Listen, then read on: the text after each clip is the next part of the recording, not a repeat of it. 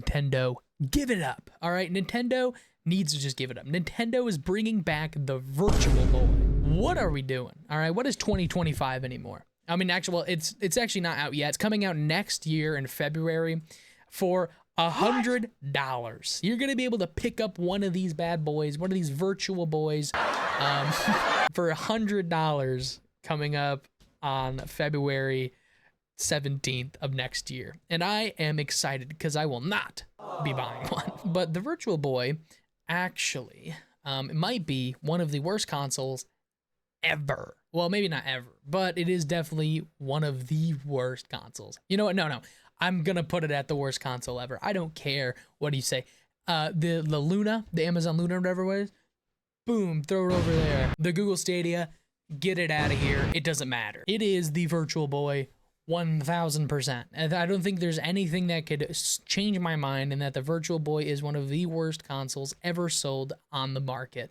In the entire, every console that's ever been released. Even the old, I think it's like the Intellivision or something, whatever console came with the freaking like keypad as the controller, that might be better. Dude, the first ever console ever released, I think it's called like the Oasis, might be better than the Virtual Boy. And that like didn't even have any actual graphics. Like it was just two dots and you had to put a thing on the screen to have the game. Personally, I have never actually used a Virtual Boy, but from what I have seen, it is pretty bad. And it also sold horribly, only selling 770,000 or like, estimated 770,000 units, which is comparing to their second least sold console, which is the Wii U at 13.8 million units sold.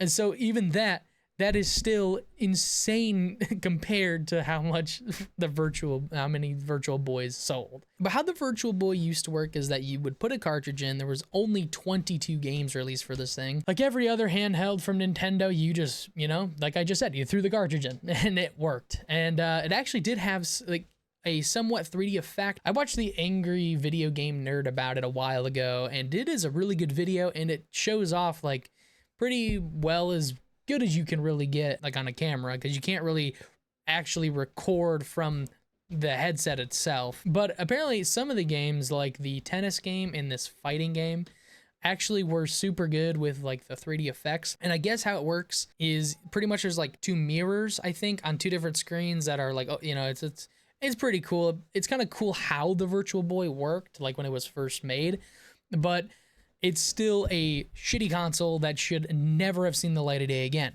But here we are in 2025. We are getting announced the Virtual Boy for the Nintendo Switch.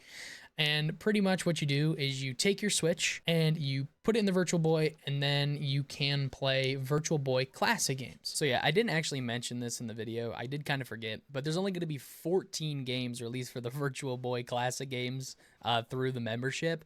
And this is actually because in America, we only got 14 of the released titles for the Virtual Boy. But the only way to play those Virtual Boy Classics game is by buying a subscription to play the classic games. And pretty much the subscription gives you NES, SNES, Game Boy Color, and stuff like that. And this thing is pretty expensive. I won't be buying it. I think I already talked about the price, but yeah, I mean, I don't know who is actually going to be buying a Virtual Boy in 2025. Nobody did back in 1995. Nobody's going to be doing it now.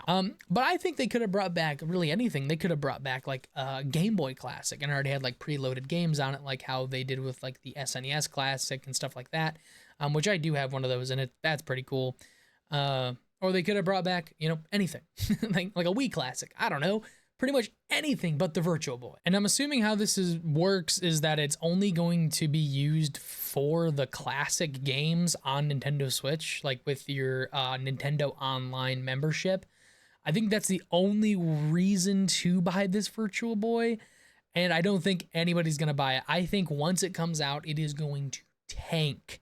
I think, like, I swear, like, if this thing gets anything over, like, 1 million units sold, I think that we are definitely, we're chalked. All right, we're screwed. Like I'd understand going on or like having one already, or like going on and buying one as a collector's, like a real one, because they're pretty rare to come by. But buying like a fake one that you put your Nintendo Switch into, it just doesn't make sense. You're gonna get like 2 seconds of use out of this thing and never touch it again. This accessory. The Virtual Boy was not a good console that needed a revive at all. They could revive anything else, and they chose their worst console. Like, just absolutely mad. But yeah, I think that's about it. Peace out.